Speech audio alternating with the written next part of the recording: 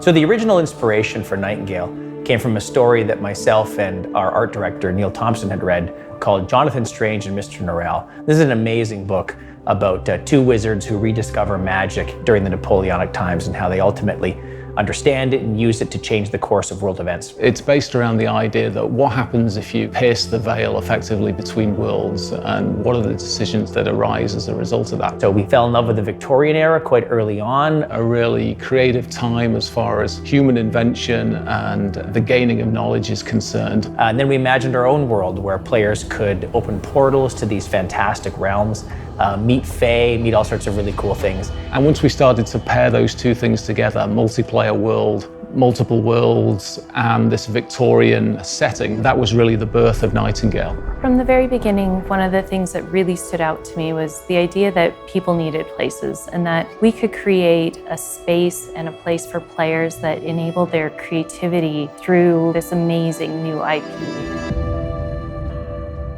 The basis of the world is that there has been an ongoing relationship between the Fae and humanity that's been going on for centuries, if not longer, millennia even. Humans started out worshipping the Fae and so learned magic from them. Eventually that transformed into humans thinking they were almost equal to the Fae. And so they extricated themselves from our world, taking most of the magic with them. During that time, the seed of magic has been planted in the world. And so alongside science and art, the Renaissance, comes the study of magic as this amazing new thing for humans to explore. Nightingale is set in an alternate reality, which means that we can talk about events throughout history through the lens of the Fae's relationship with humanity. So then fast forward hundreds of years, and the magical city of Nightingale has been this city where humans from all over the world have come to study magic and understand it and build portals out to these magical Fae realms and learn about that. And that's the genesis of our Realmwalkers. The Realmwalkers are those brave souls who survive and thrive in the realms as they make their way back to Nightingale City. But our story starts at the end of the world. A cataclysmic event has descended upon the earth. This thing called the Pale begins to surround the world of a somewhat unknown origin. In a desperate attempt to survive, they try to use Earth's portal network to get to Nightingale, assuming that's the last bastion of humanity, that Nightingale has the strength of magic to hold back the Pale. Those who were trying to escape the Pale through the various portals around the planet have just been cast asunder effectively, and they're lost within the labyrinth of the realms. It's ultimately up to players to decide how they want to tackle challenges in the realms as they make their way back to Nightingale City. So the Fae are split into various courts. Currently within the game we have the Winter and the Summer Court, and each of these courts has their different motivations in terms of their behavior around humans and their relationships with the humans.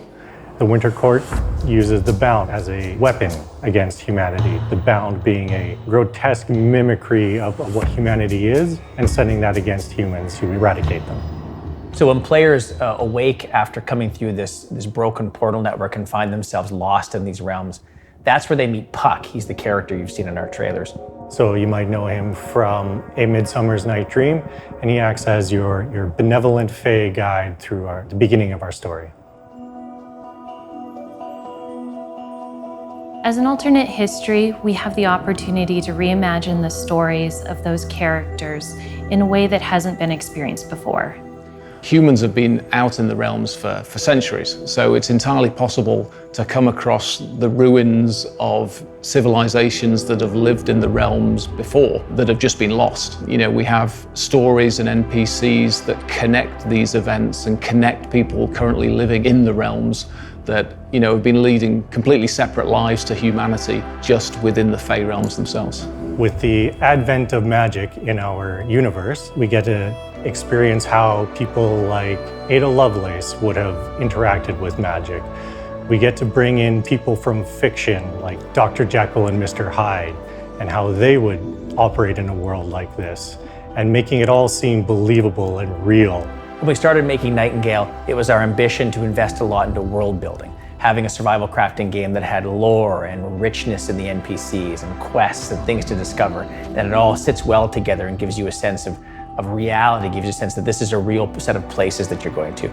So I'm really hopeful you discover all that when you play.